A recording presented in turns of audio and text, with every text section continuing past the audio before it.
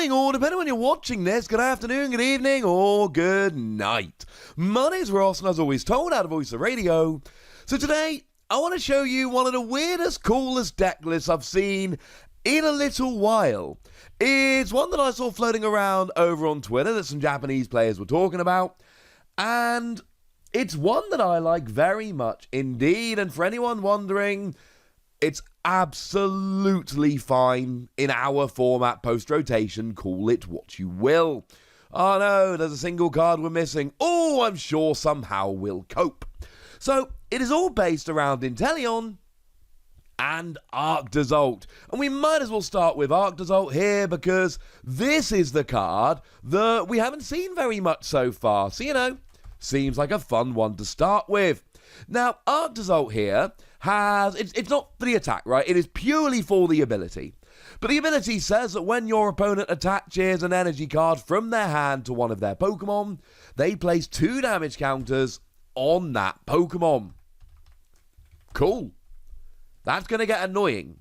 And it is obviously worth mentioning that if you play something like Welder to attach 2 fire energy, that will of course do 4 damage counters on.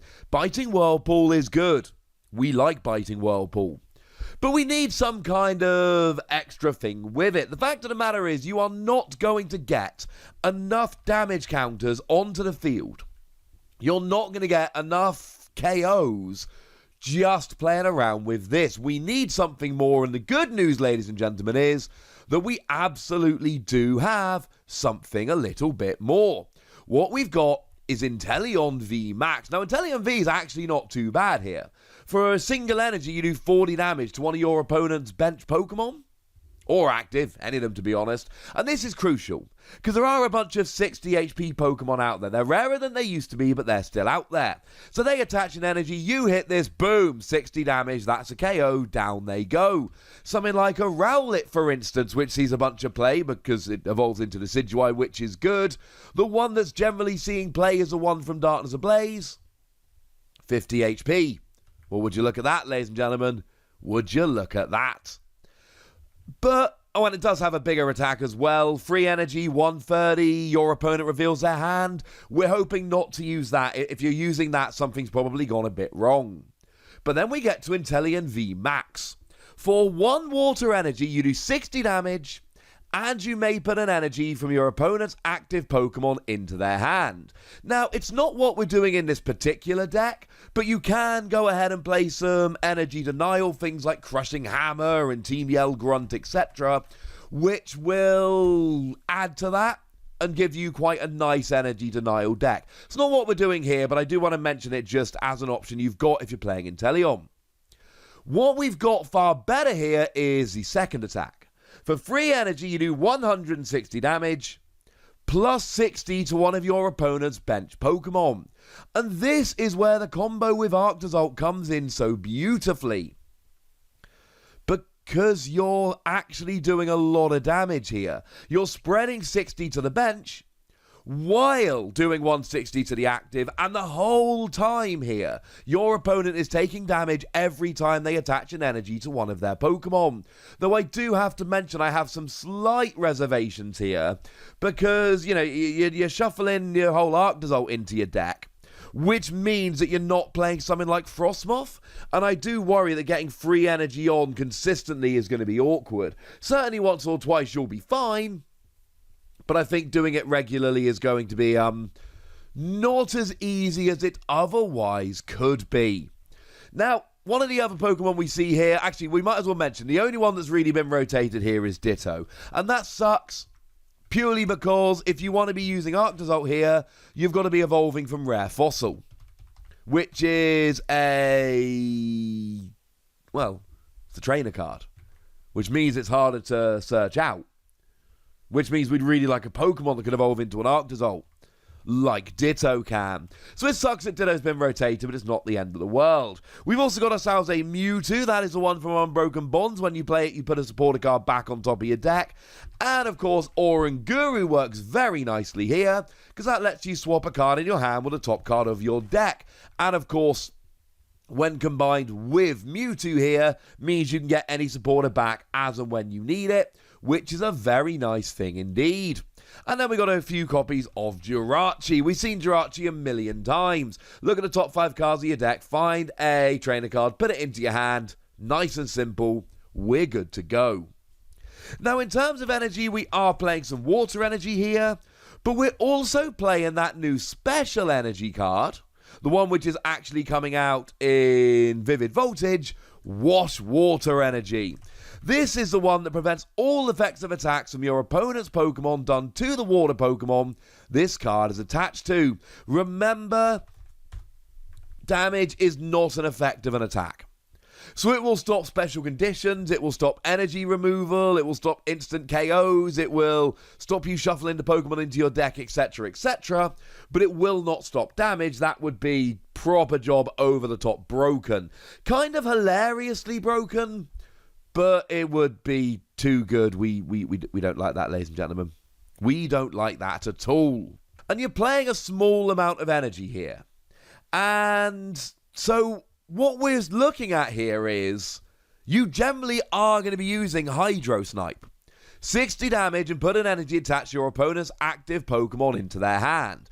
Because remember, Arctozolt will make them take extra damage every time they reattach it. So the theory here isn't full-on energy denial like we suggested earlier. The theory instead, because you're playing so few energy, is 60 damage. They put the energy back in their hand. They attach it and take some damage. You do 60. And single energy attackers are going to be able to get around this, and that's going to suck. But outside of that, this is going to be an awful lot of fun. But that is, with the deck list we've got, that is the main way we're playing it here. Max Bullet will work sometimes, and that will be lovely. But an awful lot of the time, what we're actually going to be doing here is just poking for 60 damage, getting rid of their energy, and just making them continually have extra damage from attaching extra energy. Now, talking about the trainer line here, obviously 4 Rare Fossil is a given, because you need that to evolve into Arctozolt. We've also got 4 copies of Quick Ball to search out your basics, and 4 copies of Evolution Incense to go ahead and get your Evolution Pokemon. Cool. I mean, it's pretty standard if I'm honest with you, but it works very nicely in terms of Pokemon search. We do then play 4 copies of Scoop Up Net and 4 copies of Switch, and essentially what we're doing here is we're using our Jirachi while also making sure that Arctozolt can't be trapped in the active, and we're not playing a skateboard here. We're doing the whole Jirachi with Switch and Scoop Up Net thing, which I think has been proven to work post-rotation, which is quite nice. Our stadium of choice here is Power Plant, and the theory here again is rather simple. You're turning off abilities of GX and EX Pokemon, so plenty of stuff around like the Dedenne won't work. It's going to slow your opponent down, and slowing them down means you get more damage on the board, and that's a good thing. Now, in terms of supporter cards, we're playing 4 copies of Professor's Research, which, discard your hand, draw 7 cards, it's fun. It's aggressive, get some stuff. We got 2 copies of Marnie here. Shuffle your hand into your, bottom of your deck, same as your opponent. You get 5 cards, they get 4. Decent draw, but it's also a bit of disruption. We've got a little bit of, or a single copy of Erica's Hospitality. If you got 4 or fewer cards in hand, you draw a card for each of your opponent's Pokemon in play, which is nice. We've got a couple copies of Boss's Orders, drags their bench Pokemon into the active. It's the kind of thing we've seen over and over again. And we do actually have a couple copies of Team Yell Grunt here to put an energy attached to your opponent's Pokemon back into their hand. And here it really is just the combo. You get an energy back in their hand with Inteleon, and every so often you get one back with Team Yell Grunt. And maybe it makes your opponent take a turn off attacking, and maybe it just means they've got to attach extra energy and therefore take extra damage. Either way, it seems pretty gosh darn fun to me. I know I said we weren't playing Team Yell Grunts. What I said was we weren't going for the full energy denial. Couple of Team Yell Grunt is good. This deck isn't going full energy denial like a bunch of Intellion lists do, but that doesn't mean we can't play a couple of Team Yell Grunt just to frustrate our opponent. And while we're talking about weirder, less played supporters, how about an even weirder, even less played supporter, Grimsley. Move up to 3 damage counters from one of your opponent's Pokemon to another. Bearing in mind, as they're attaching energy and as you're attacking with Inteleon, you are going to be spreading damage around. This can get you some cheeky KOs all over the place, which is fun. And we are playing Mewtwo and we are playing 4 copies of Scoop Up Net, so please do remember that any of these supporter cards can be reused as often as you like. And then we've got a couple other things like Tool Scrapper to remove tools and Reset Stamp that we see in like every deck. Nice for making comebacks. This is not a deck that I expected to see a huge amount of play. It's not one that was really on my radar. And I don't think I can sit here and tell you that this is the next great deck. And I don't think I can sit here and tell you that this is going to rule the format. But I can absolutely sit here and tell you that this is a fun deck and it's one that's got a real chance of being good. So you know what? I think this one might be worth a bit of a play. But I'd like to know what you think. So let me know in the comment section, would ya? Go nuts. Be nice. And then make sure you like this video, subscribe to this channel, follow me on Twitter at TheWassy, and Twitch for some live action at twitch.tv/PTCGRadio.